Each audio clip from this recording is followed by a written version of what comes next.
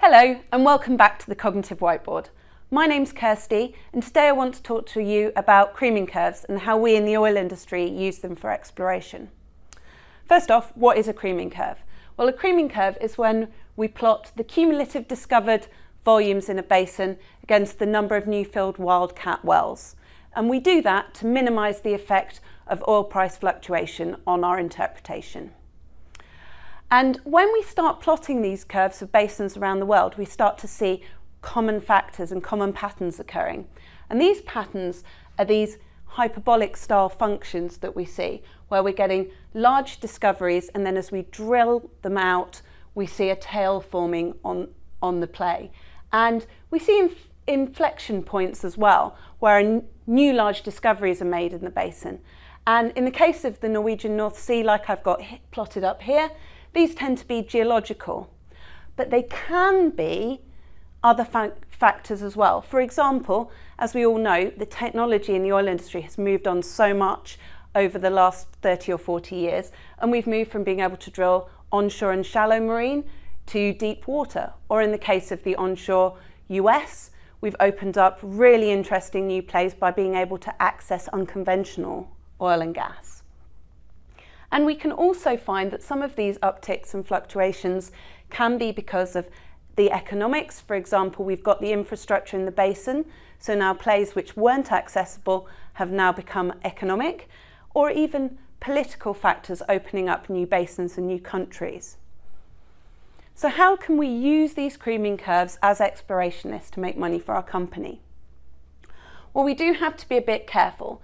Here I've plotted the creaming curve for the Deepwater Gulf of Mexico.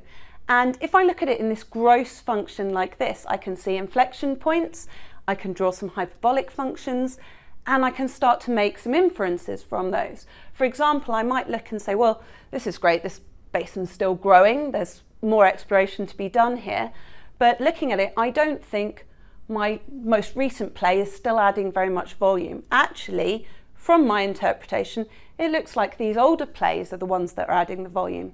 But can I really make that assumption from this data set? Well, no, I can't. As an explorationist, I probably need to go in and look at the data in more detail and actually find out what discoveries are adding these volumes, which plays they come from.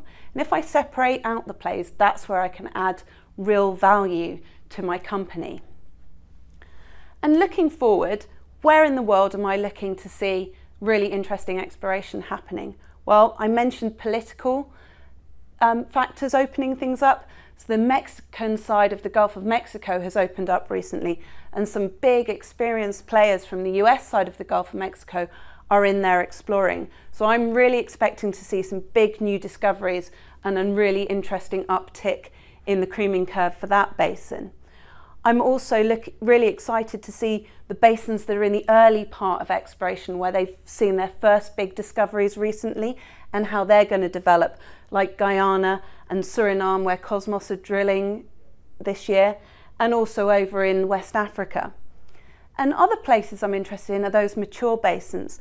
There's going to continue to be lots of interesting exploration in the North Sea, and also in Atlantic Brazil, where Petrobras are looking to open a new play in the really mature Espírito Santo basin.